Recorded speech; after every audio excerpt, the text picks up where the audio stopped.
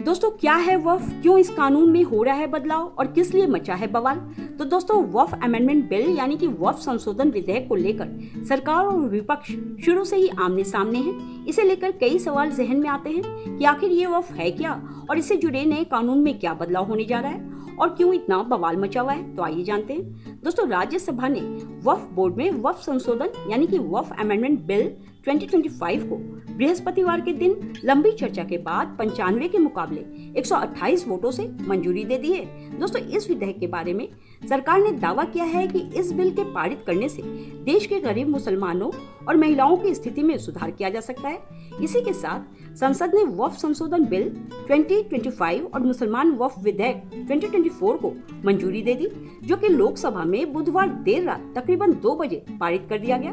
तो दोस्तों आइए जानते हैं वक्फ क्या है। दोस्तों इस्लाम को मानने वाला कोई शख्स अल्लाह के नाम पर या धार्मिक किसी भी परोपकार के लिए चल या अचल प्रॉपर्टी को दान देता है तो ऐसी संपत्ति को वक्फ कहते हैं। और अल्लाह के नाम पर दी गई प्रॉपर्टी फिर सिर्फ और सिर्फ अल्लाह की होती है, जिसे कि किसी भी परोपकारी कामों के लिए इस्तेमाल किया जाता है। तो दोस्तों बीबीसी के मुताबिक वक्फ के वेलफेयर फोरम के चेयरमैन जावेद अहमद कहते हैं वक्फ एक अरबी शब्द है जिसका मतलब होता है ठहरना यानी ठहराव। जब कोई संपत्ति अल्लाह के नाम से वक्फ कर दी जाती है तो वो हमेशा हमेशा के लिए अल्लाह के नाम पर ही हो जाती है, जो कि भलाई के मकसद से समाज के ही काम आती है।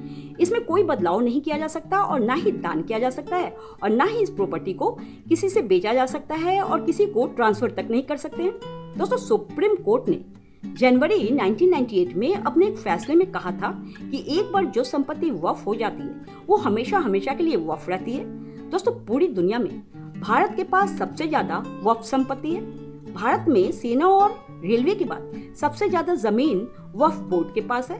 दोस्तों अल्पसंख्यक मामलों में मंत्रालय के आंकड़े बताते हैं कि देश भर में वक्फ बोर्ड के पास 8.7 लाख संपत्ति में 9.4 लाख एकड़ में फैली हुई है, जिसकी की कुल कीमत तकरीबन 1.2 लाख करोड़ है।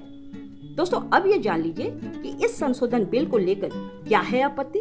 तो दोस्तों इस नए बिल में कहा गया है कि अब सिर्फ वही शख्स संपत्ति का वक्फ के लिए दान दे पाएगा जो लगातार पिछले 5 सालों से इस्लाम को मानता हो, यानी कि मुसलमान हो, मुस्लिम धर्म को मानता हो और साथ ही साथ जमीन पर उसका मालिकाना हक हो।